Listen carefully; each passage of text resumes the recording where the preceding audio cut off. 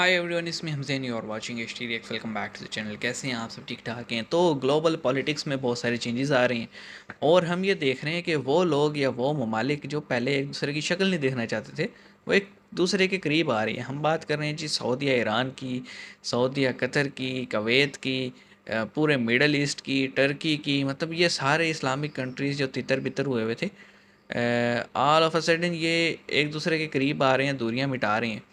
तो इस पे एक वीडियो है जी कि why are Islamic countries coming together. Islamic देश इस वक्त एक दूसरे के करीब क्यों आ रहे हैं और दूरियां मिटा रहे हैं। तो ओरिजिनल वीडियो का लिंक डिस्क्रिप्शन में मौजूद है, चेकआउट कीजिएगा।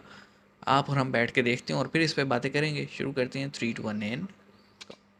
दोस्तों, पिछले कुछ सालों का अगर हम ट्रेंड देखें तो ऐसा लग रहा है कि पश्चिम एशिया के इस्लामिक देश अपने आपसी रिश्ते सुधारना चाहते हैं। जी हाँ दोस्तों, साल 2021 में सऊदी अरब, यूएई, बहरीन और मिस्र ने कतर के खिलाफ नाकेबंदी खत्म कर दी थी और अब यमन को लेकर भी सऊदी अरब का रुख धीरे धीरे बदल रहा है। यहाँ तक कि टर्की भी अब अपने रिश्ते सऊदी अरब और यूएई से सुधारना चाहता है। लेकिन अचानक ये देश अपने रिश्ते क्यों ठीक कर रहे हैं? क्या है इसके पीछे की वजह? क्या ये देश क्या है? आपस में जुड़कर एक बड़ी शक्ति बनना चाहते हैं? चलिए जानते हैं हमारे आज के इस वीडियो में। तो हमारे इस वीडियो ओआईसी को को आखिर तक फाल तो नहीं देखना ना करने का भूलें। सोच रहे? लेकिन वीडियो शुरू होने से पहले अगर आप चैनल पर नए हैं या आपने अभी तक चैनल को सब्सक्राइब नहीं तो किया है तो सब्सक्राइब चैनल कर को लीजिए। सब्सक्राइब करना और बेल आइकॉन दबाना बिल्कुल ना भूलें ताकि हमारे चैनल की कोई भी वीडियो आपसे मिस ना हो जाए। दोस्तों, कुछ समय पहले जब टर्की में भूकंप आया था तब सऊदी अरब ने घोषणा की थी कि वो टर्की के सेंट्रल बैंक में $5 बिलियन जमा करेगा।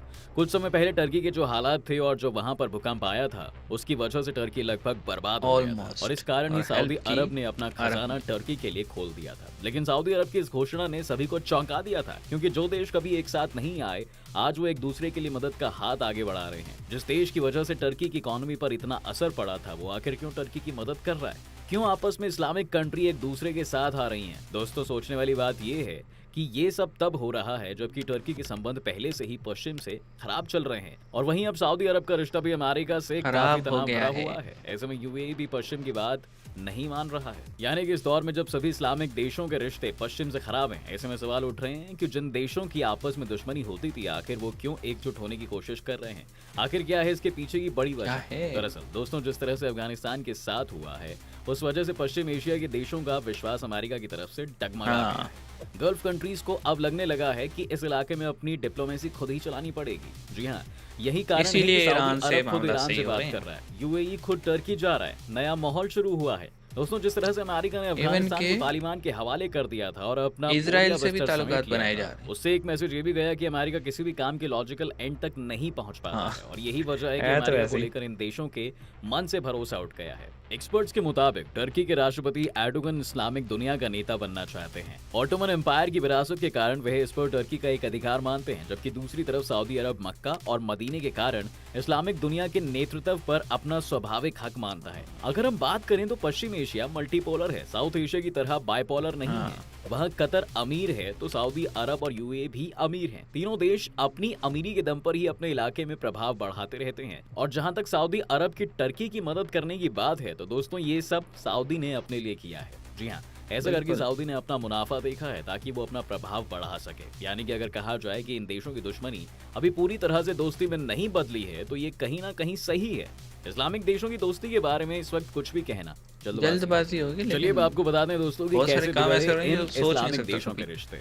दोस्तों, साल 2011 में जब अरब स्प्रिंग शुरू हुआ तो टर्की और सऊदी अरब दोनों ही देशों का रुख बिल्कुल अलग रहा था।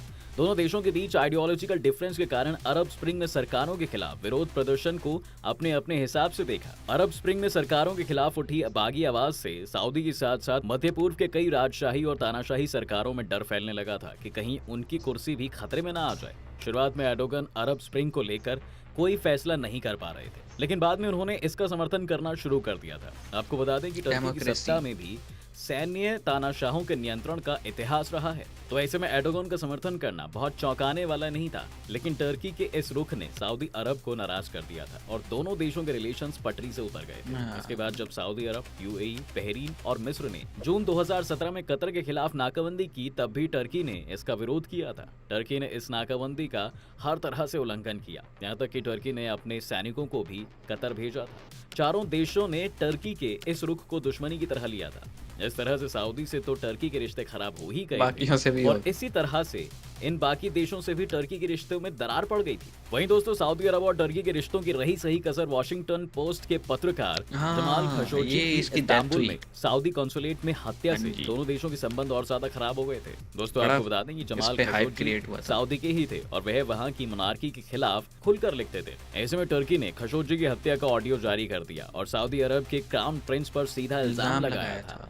उस समय सऊदी क्राउन प्रिंस की इमेज पश्चिम में एक रिफॉर्मिस्ट लीडर की बन रही थी, लेकिन खशोगी हत्याकांड से सब कुछ उल्टा पड़ गया था। अब जब से टर्की के नए राष्ट्रपति एर्डोगन बने हैं, वो खाड़ी देशों से अपने रिश्ते अच्छा करना चाहते हैं, क्योंकि एर्डोगन के पहले तक टर्की की राजनीति में सेना का बहुत दखल ज्यादा ज्यादा था। रहता था। 2003 के पहले तक टर्की में सेना का दबदबा अभी रहता भी था। टर्की के मिलिट्री पूर्व coup की कोशिश हुई राष्ट्रपति थी। अतातुर्क भी फौज से ही आए थे, लेकिन फिर आकर एर्डोगन ने इसे खत्म कर दिया। एर्डोगन के आने के बाद से टर्की में प्राइवेट बिजनेसमैन भी उभर कर सामने आए थे। इसी के साथ ही टर्की की सरकार में सेना का दखल खत्म हुआ था।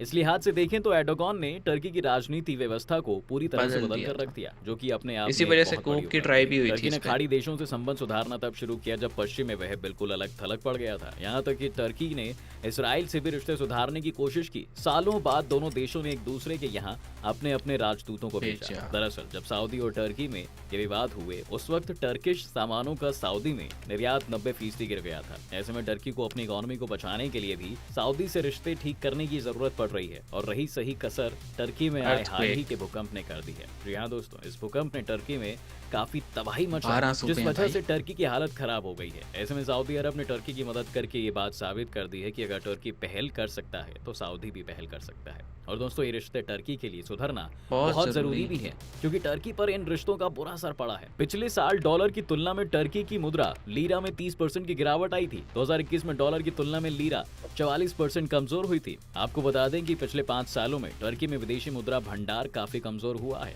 अभी टर्की का विदेशी मुद्रा भंडार 20 अरब डॉलर से भी नीचे आ गया है। ऐसे में टर्की के लिए और भी ज्यादा जरूरी होता है कि वो दूसरे देशों के साथ अपने संबंध अच्छे करे और उनके साथ मिलजुल कर रहे। वहीं दोस्तों अगर देखा जाए तो सऊदी अरब और टर्की के लिए रिश्ते ठीक होना दोनों ही देशों के इंटरनेशनल राजनीति के लिए बहुत जरूरी है। दोनों ही देशों को इंटरनेशनल पॉलिटिक्स में एक दूसरे की जरूरत पड़ती है। टर्की सऊदी अरब और यमन के बीच के रिश्तों में मीडिएटर भी बन सकता है, क्योंकि अब सऊदी अरब यमन से भी अपने रिश्ते सुधारना चाहता है। वहीं दोस्तों अगर बात करें टर्की और यूएई की, तो इनकी जो टेंशन है वो विचारों को लेकर है। आपको बता दें कि पॉलिटिकल इस्लाम और मुस्लिम ब्रदरहुड को लेकर दोनों देशों की सोच अलग अलग रही है। यहाँ तक कि एर्डोगन के खिलाफ नाकाम तख्ता पलट में यूएई भी शामिल रहा है। लेकिन लीबिया में टर्की के सैन्य हस्तक्षेप को लेकर भी यूएई सहमत नहीं था। वहीं सऊदी अरब ने 2014 में मुस्लिम ब्रदरहुड को आतंकवादी संगठन घोषित किया था। सऊदी अरब ने ऐसा कतर पर दबाव डालने के लिए किया था। ऐसे में अगर टर्की के रिश्ते इन दोनों ही देशों से अच्छे हो जाते हैं तो टर्की कतर की तरफ से भी दोस्ती का हाथ आगे बढ़ा सकता है। इस तरह से अगर इन सभी इस्लामिक देशों के रिश्ते सुधर जाते हैं तो इन सभी देशों के लिए ये फायदे का सौदा होगा। इसमें क्या लगता है आपको कि क्या कभी इन देशों के आपसी रिश्ते सुधर पाएंगे? क्या सभी इस्लामिक देश आपस में मिलकर सारे अपना फायदा देखते हैं, शायद खड़ा कर पाएंगे? हमें हमारे कमेंट सेक्शन में जरूर बताएं। अगर कमेंट सेक्शन में बताइएगा, लेकिन हमें भी बताइएगा। लेकिन मैं इतना ज़रूर कहूँगा कि ये जो सारे मुल्क हैं ना, ये हैं वो कहते हैं ना फ़ायदे वाले दोस्त। आप जब तक अच्छे हैं तब तक ये भी अच्छे हैं। आपसे कोई फ़ायदा नज़र आ रहा है, ये बहुत अच्छे हैं। फ़ायदा ख़त्म हो जाएगा तो टिश्यू पेपर की तरह इस्तेमाल करके फेंक देंगे। अभी तक की हिस्ट्री पिछले 1400 साल की तो यही रही है कि आपस में ही लड़ते रहते हैं। ठीक है, इतना नुकसान बाहर की जंगों में नहीं होता जितना आपसी जंगों में हुए। आप देख लें यमन में क्या हो रहा है, आपस में लड़ रहे हैं। लीबिया में आपस में लड़ रहे हैं, मिस्र में आपस में लड़े, सूडान में आपस में लड़े। तो ये जो आपसी लड़ाइयाँ हैं ना, इसकी वजह से ये कमज़ोर होते जा रहे हैं और बाकी सब बैठ के दूर से मज़े लेते हैं। तो अब जब अलग थलग हो गए और ये जो मेन आप कह लें कि पावर पॉलिटिक्स जहाँ पे है, जिसमें टर्की, सऊदीया, यूएई और ईरान, ये 4 प्रोमिनेंट की प्लेयर्स हैं। ये जो है ना, इनको एहसास हो गया थोड़ा थोड़ा कि अगर हम आपस में लड़ते रहेंगे ना तो फिर फ़ायदा कोई और उठा लेगा। कहते हैं ना, दो बंदरों की लड़ाई, बिल्लियों की लड़ाई में बंदर फ़ायदा ले जाता है। तो जिस तरह से यूएस का इन्होंने हाल देखा है अफ़गानिस्तान में, तो ये अब मेरे ख्याल में इकट्ठे होंगे, अपनी इकॉनमी स्ट्रॉन्ग करेंगे। हो सकता है कि यूनाइटेड फ्रंट भी बना लें आर्मी का, जैसे अभी एक अरब अलायंस बना हुआ है 36 मुल्कों का, वैसा टर्की शर्की को मिला के मज़ीद भी हो सकता है। तो ये तो आने वाले दिन बताएंगे, लेकिन इनके ताल्लुकात बेहतर होना मेरे ख्याल में पूरी दुनिया के लिए ही फ़ायदेमंद है।